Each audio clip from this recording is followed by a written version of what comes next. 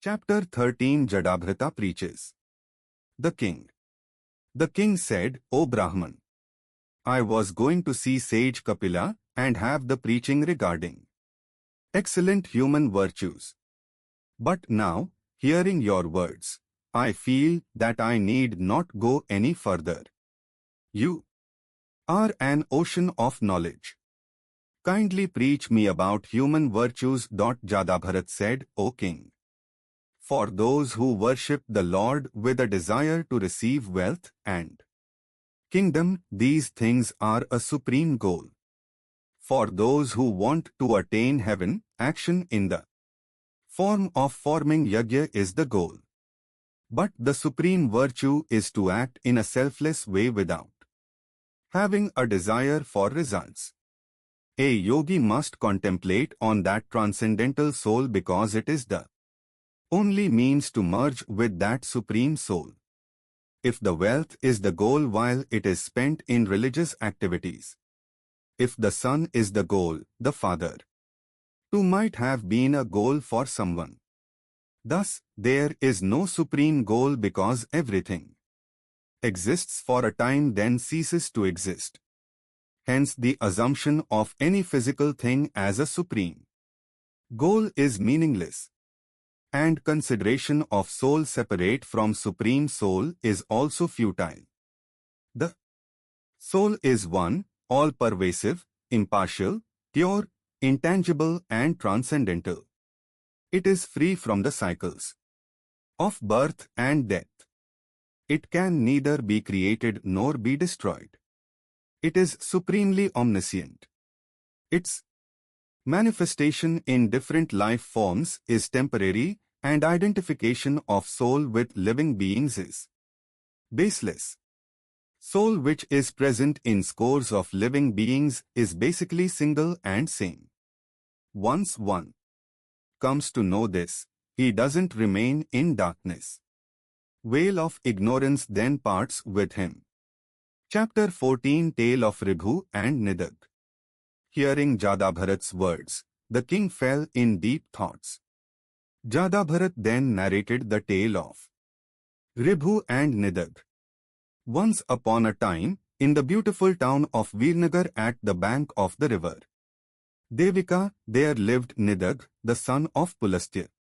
He was a disciple of Ribhu, the son of Brahma. Once, after a gap of 1000 years, Ribhu decided to see his disciple Nidhag. So he arrived at Virnagar. Nidhag welcomed and treated him warmly. In the night after dinner, they both sat together and Nidhag asked him if he relished the food. Ribhu said, O Brahman, only those who feel hungry are sated. I have never experienced hunger or thirst. How then can I tell you about my satisfaction? Hunger and thirst are the virtues of the physical body. Health and satisfaction are the states of mind. O Brahman, ask this question only to those who have these virtues, not me. Even the qualities of food like deliciousness and insipidness are meaningless because a delicious edible item loses its taste after some time and causes irritation instead of satisfaction. Hence you should strive to develop a sense of impartiality towards delicious and insipid food items. Also, sense of impartiality is essential to attain salvation. Chapter 15 Ribhu preaches Nidhag. 1000 years after this incident, Ribhu once again decided to see his disciple Nidhag. So, he once again arrived in Virnagar. At that time, king of that town was leading a procession of his army. So there was a great crowd on the main road of the town. Nidhag was carrying some worship materials from the forest, but seeing a huge crowd on the road, he stood aside waiting for its dispersion. Meanwhile, Ribhu also arrived there. Seeing Nidhag standing alone away from the crowd, Ribhu approached him, and asked why he was standing there. Nidhag said, O Brahman, today, the king of our town had taken out a procession. So I am standing here waiting for the dispersion of crowd so that I can reach home and offer my worship. Ribhu asked, it appears from your words that you know everything about your town. Kindly tell me who is the king and who are the subjects. Nidhag said, the one who is riding an elephant is the king, and those who are following him on the ground are his subjects.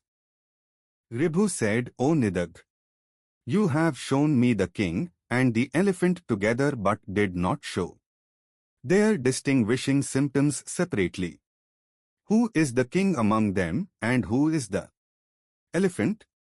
Nidhag said, the one who is above is the king and the one who is beneath is the elephant. Ribhu said, kindly elaborate what is above and what is beneath.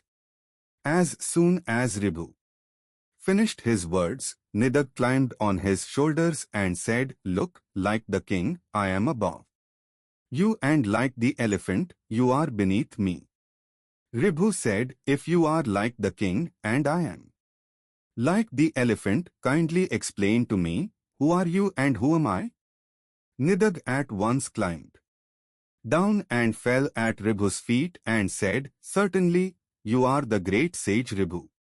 Ribhu said, yes, I am Ribhu and I have come to preach you out of affection.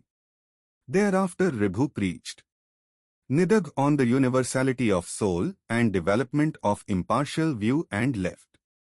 By his preaching, Nidhag's ignorance dispersed and he began to see all the creatures equal to impartially. O king, like the Brahman who attains salvation because of impartial view, you also develop an impartial view regarding soul. Then you will not see anyone separate from you. Everything in this world is a manifestation of soul. Parashar says, thus preached by Jadabharata, the king of Sovir left his partial attitude. Jadabharata too received salvation when he realized the true knowledge.